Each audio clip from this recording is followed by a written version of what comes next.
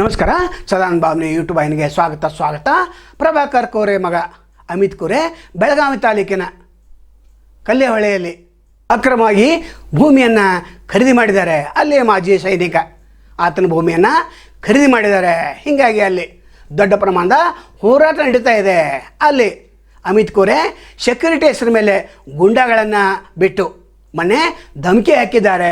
ಈತ ಮಾಜಿ ಸೈನಿಕ, ಈತ ತನ್ನ ಕುಟುಂಬನ ಕರೆದುಕೊಂಡು ಬಂದು ಅಲ್ಲಿ ನಂದು ಹೊಲ ಇದು, ನಾನು ಕೊಡೋದಿಲ್ಲ, ಯಾರು ಬರ್ತಾರೆ ಬರಲಿ ಅಂತೇಳಿ ಸವಾಲನ್ನು ಹಾಕಿದ್ದಾರೆ.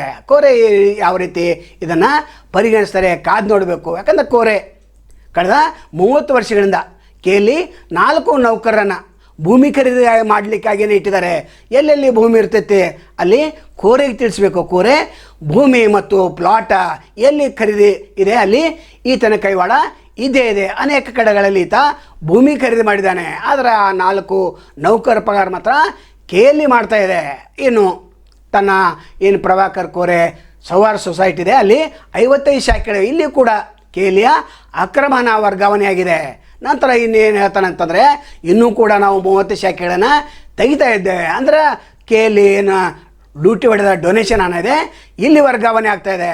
ನಂತರ ತಮಗೆಲ್ಲ ಗೊತ್ತಿ ರಾಣಿ ಚೆನ್ನಮ್ಮ ಕೋಆಪರೇಟಿವ್ ಬ್ಯಾಂಕ್ ಏನಿದೆ ಅಲ್ಲಿ ಪ್ರೀತಿ ದೊಡ್ಡವಾಡನ್ನು ತನ್ನ ಮಗಳನ್ನೇ ಅಲ್ಲಿ ಅಧ್ಯಕ್ಷನಾಗಿ ಮಾಡಿದ್ದಾನೆ. ಅಲ್ಲಿಯೂ ಕೂಡ ಸಾವಿರಾರು ಬೇನಾಮಿ ಅಕೌಂಟ್ ತೆಗೆದು ಅಲ್ಲಿಯೂ ಕೂಡ ಅನೇಕರ ಹೆಸರಿನಲ್ಲಿ ದುಡ್ಡನ್ನು ಇಟ್ಟಿದ್ದಾನೆ.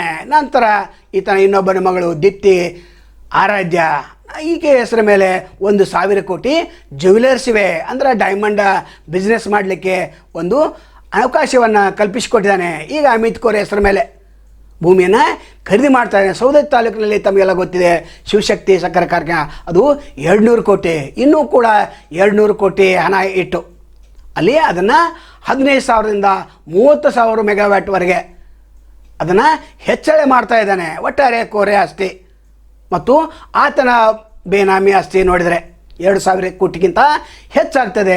ಇಡಿ ಅವರು ಯಾಕೋ ಇದನ್ನು ಗಮನಿಸ್ತಾ ಇಲ್ಲ. BJP ಪಕ್ಷ ಬಿಟ್ಟ ನಂತರ ಏನಾದರೂ ಗಮನಿಸಬಹುದು. ಒಟ್ಟಾರೆ ಕೇಳಿ ಲೂಟಿಯಲ್ಲಿ ತೊಡಗಿದ್ದು ಈ ಕೋರೆ ತನ್ನ ಮಕ್ಕಳ ಹೆಸರ ಮೇಲೆ ಮೊಮ್ಮಕ್ಕಳ ಹೆಸರ ಮೇಲೆ ಎಷ್ಟು ಆಸ್ತಿ ಇದ್ದಾನೆ ಅದನ್ನು ತನಿಖೆ ಮಾಡೋರು ಯಾರು, ಬೆಕ್ಕಿಗೆ ಗಂಟೆ ಕಟ್ಟೋರು ಯಾರು. ಯಾಕಂದರೆ ಯಾವ ಸರ್ಕಾರ ಬರಲಿ ಆ ಸರ್ಕಾರ ಜೊತೆ ಈತ ಹೊಂದಾಣಿಕೆ ಮಾಡ್ಕೊಂಡು ನಡೆಸ್ತಾ ಇದ್ದಾನೆ. ಈಗ ಬೆಳಗಾವಿ ತಾಲೂಕಿನ ಹಟ್ಟಿಹೊಳೆ ಏನು ಗ್ರಾಮ ಇದೆ ಅಲ್ಲಿ ಯಾವ ರೀತಿ ಇದನ್ನು ಭೂಮಿಯನ್ನು ವಶಪಡಿಸ್ಕೊಳ್ತಾರೆ, ಯಾವ ರೀತಿ ಆ ಮಾಜಿ ಸೈನಿಕ ಉತ್ತರ ಕೊಡ್ತಾನೆ ಕಾದು ನೋಡಬೇಕಾಗಿದೆ. ನಾಳೆ ಮತ್ತೊಂದು ತಮ್ಮನ್ನು ಭೇಟಿಯಾಗ್ತೇವೆ.